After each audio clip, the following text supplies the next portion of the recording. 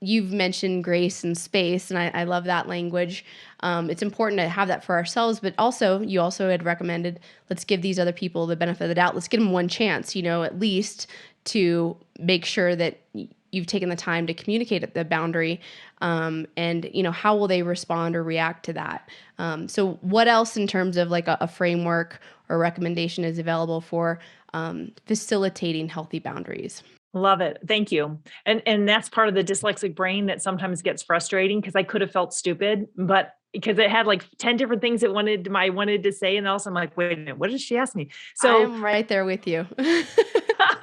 so owning it, I think, is really powerful. And so I've learned to just go ahead and demonstrate it versus being embarrassed by it. So thank you for being I so know kind. you have a genius brain, Abigail.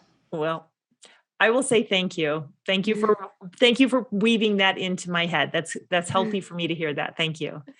So about recommendations for healthy boundary lines. One is double check yourself, scan yourself really fast. If you're anxious, nervous, sick to your stomach, that is probably not the best time. You could ask, "Hey, I need to go grab some water. Can we talk about this tomorrow?" Make sure you're in the best framework that you can be. That's ideally. That's not the way the world always works, though.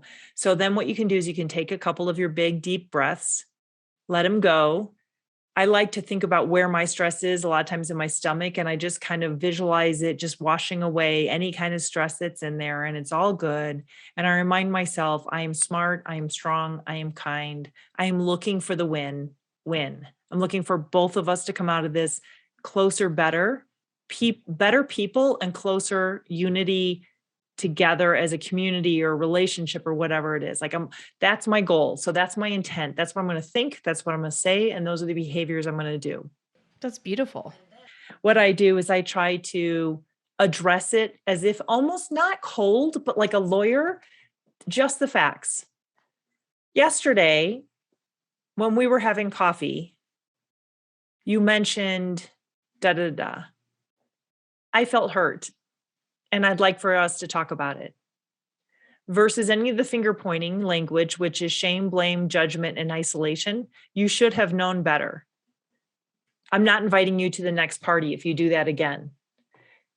How could you have done that? Right? Like, or playing the victim card. I can't stand the victim card. And so just having ownership over it, stating it in a calm, clear, consistent way.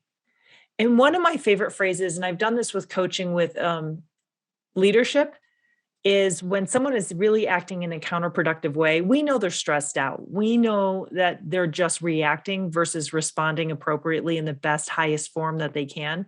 So I always love having a go-to sentence that you can use. So mine for leadership is there something I should know? Say it calmly, look the person in the eye, and wait. Zip your lip. Don't say anything else.